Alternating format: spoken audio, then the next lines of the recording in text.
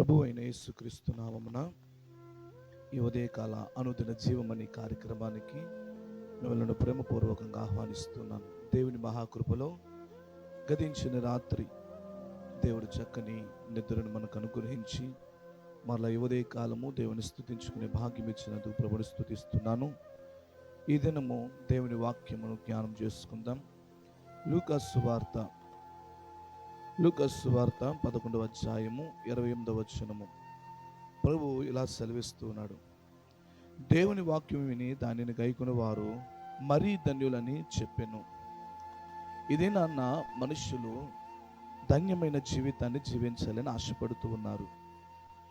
అనేకుల ఎదుట నేను ఘనతపరచబడాలి, అనేకుల ఎదుట నేను ఘనతగా నేను మార్చబడాలని అనేక మంది ఆశిస్తూ లోకములో మనుష్యులను మెప్పించడానికి అనేక విధాలుగా ప్రయత్నం చేస్తూ ఉన్నారు, శ్రమ పడుతూ ఉన్నారు.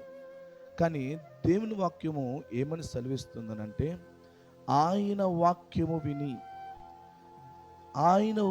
విని దానిని గైకుని వాడు మరీ ధన్యుడు. ఇది నాన్న, నీవు ధన్యుడిగా మార్చబడాలన్నా, నీ జీవితము ధన్యకరమైన జీవితముగా మార్చబడాలన్నా నువ్వు దేవుని మాట వినాలి. దేవుని మాట అంటే ఏమిటి? ఆయన వాక్యమే ఆయన మాట. ఇది నాన్న, మనము ఎక్కడ నాటబడాలనంటే దేవుని సన్నిధానమున, దేవునికి అనుకూలముగా మనము దేవుని ఎదుట నిలబడాలి.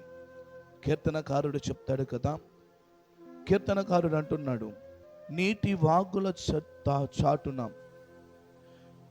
నీటి దగ్గర మనము నాటబడాలి. నీరు దగ్గర నాటబడిన చెట్టు ఎలా అయితే వికసిస్తూ ఉంటుందో, ఎలా అయితే పచ్చగా ఉంటుందో, ఎలా అయితే అది ఎండ వచ్చినా, వేడిమి వచ్చినా, గాల్పులు వచ్చినా ఆ చెట్టుకి దిగులనేదే ఉండదు. ఎందుకో తెలుసా? ఆ చెట్టు దానికి జీవమునిచ్చే నీళ్ళ ఎదుట, నీళ్ళ దగ్గర అది నిలబెట్టబడ్డాది, స్థాపించబడ్డాది.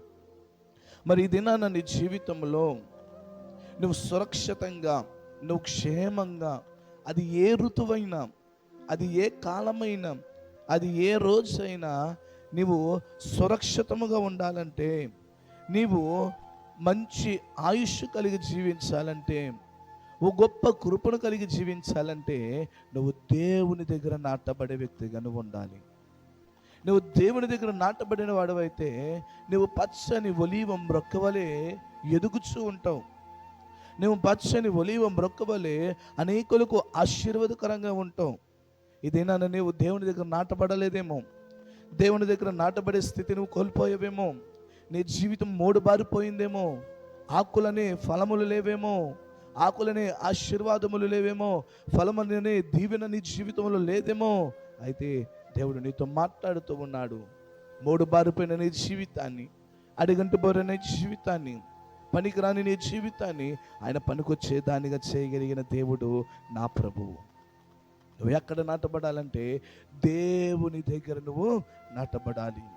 రెండవదిగా, ఆ చెట్టు ఆకు వాడకుండగా ఎలా అయితే సురక్షితంగా ఆశీర్వాదకరంగా ఉంటుందో అలా నీవును జీవించాలి. అనగా శ్రమలలో నువ్వు ఒక సాక్ష్యం కలిగి జీవించాలి. శ్రమలలో, ఇబ్బందులలో, వేదన, బాధలలో నీకు కలిగినప్పటికీ కూడా నా ప్రభు నాకు తోడుగా ఉన్నాడు, నా రక్షకుడు నాకు తోడుగా ఉన్నాడు, అనుదినము నాకు ఆహారము పంచే దేవుడు నాకు తోడుగా ఉన్నాడు, నా శ్రమలలో, నా ఇబ్బందులలో, నా బాధలలో నాకు తోడుగా ఉండే దేవుడు నాకు పక్షమును నిలబడ్డాడని నువ్వు అనేకుల ఎదుట సాక్ష్యం చెప్పేవాడిగా నువ్వు ఉండాలి. శ్రమలలో సాక్ష్యం కలిగిన క్రైస్తవుడిగా నువ్వు జీవించాలి. శ్రమలలో సాక్ష్యం కలిగిన విశ్వాసగా నువ్వు జీవించాలి. అనేకమైన బాధలు, భారము, వేదన నీ జీవితంలోకి వచ్చినా నువ్వు సాక్ష్య జీవితం కలిగి జీవించాలి. సాక్ష్యం లేకుండా నువ్వు జీవిస్తున్నట్లయితే నీ విశ్వాసం దేనికి? సాక్ష్యము నీ జీవితానికి, నీ ఆశీర్వాదానికి ఒక తొలిమెట్టుగా మార్చబడుతుంది. మనం చూసుకున్నట్లయితే ఫలమిచ్చే చెట్టులను ఉండాలి. ఏంటి ఆ ఫలం అని అంటే, నువ్వు అనేకులకు ఆశీర్వాదకరంగా మార్చబడాలి. నువ్వు అనేకులకు దీవెనకరంగా మార్చబడాలి. నీ జీవితం అనేకులు చూస్తున్నప్పుడు వీరి జీవితం ఎంత ఆశీర్వాదకరంగా ఉంది, వీరి జీవితం ఎంత ధన్యకరంగా ఉంది, వీరి జీవితం ఎంత అభివృద్ధికరంగా ఉందని నీ ఫలములను వారు అనుభవించాలి. నువ్వు ఒక పచ్చని చెట్టు వలె నువ్వు జీవించాలి. నువ్వు ఎప్పుడు పచ్చని చెట్టు వలె జీవిస్తావో తెలుసా? నువ్వు దేవుని దగ్గర నాటబడిన వాడవైతే, ఆయన వాక్యమనే ఎరువు, ఆయన వాక్యమనే నీరు దగ్గర నువ్వు నాటబడినట్లయితే నువ్వు అనేకులకు సాక్షిగా జీవించగలుగుతావు. అది ఏ పరిస్థితిలోనైనా నేను అనేకులు కనపరచడానికి ముందుకు వస్తారు. రెండవదిగా, నువ్వు అనేకులకు ఆశీర్వాదకరంగా ఉండాలి. నీ జీవితం అనేకుల ఎదుట ఆశీర్వాదకరంగా మార్చబడాలంటే నువ్వు దేవుని దగ్గర ఏం కలిగి జీవించాలో తెలుసా? స్థిరమైన విశ్వాసం కలిగి జీవించాలి, స్థిరమైన మనస్సు కలిగి జీవించాలి, స్థిరమైన శక్తి కలిగి నువ్వు జీవించినప్పుడు నువ్వు అనేకులకు ఆశీర్వాదకరంగా మార్చబడతావు. నువ్వు ఇప్పుడు ఏది వింటున్నావు? ఆయన అంటూ ఉన్నాడు దేవుని వాక్యము విని దానిని గైకునవాడు మరీ ధన్యుడు. నా ప్రియ సహోదరి సహోదరులారా, మీ జీవితం ధన్యకరంగా మార్చబడాలంటే దేవుని మాటను మీరు వినాలి. వినడం మాత్రమే కాదు, ఆయన దగ్గర మీరు నాటబడాలి. నాటబడిన మీరు సాక్ష్య జీవితం కలిగి జీవించాలి, అనేకులకు ఆశీర్వాదకరంగా మీరు జీవించాలి. అటువంటి కృప ప్రభు మీకు అనుగ్రహించి నడిపించును గాక. ఆమేన్. ప్రార్థన చేసుకుందాం. మహాపరిశుద్ధుడా, మహిమోన్నతుడా, మీకు స్తోత్రాలు. దేవా, నువ్వు అనేకులకు ఆశీర్వాదకరంగా మమ్మల్ని చేయడానికి నువ్వు సిద్ధంగా ఉన్నావు. అనేకులకు నీవు మమ్మలను దీవెనకరంగా మార్చడానికి సిద్ధంగా ఉన్నావని మేము నమ్ముచున్నాము.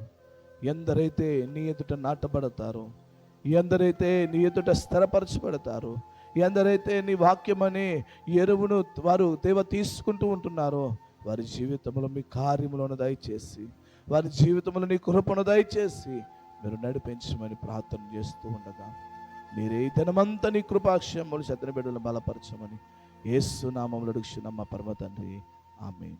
Praise the lord. అందరికీ వందనాలు. దేవుని మహాకృపలు మీరు ప్రతిరోజు ఆత్మ సంబంధంగా ఈ వాక్యం ద్వారా బలపరచబడుతున్నారని నమ్ముచున్నాను. ఇంకను ఈ వాక్యమును విని అనేకులకు షేర్ చేయవలసిందిగా ప్రభు పేరట మనవి చేస్తున్నాను. God bless you.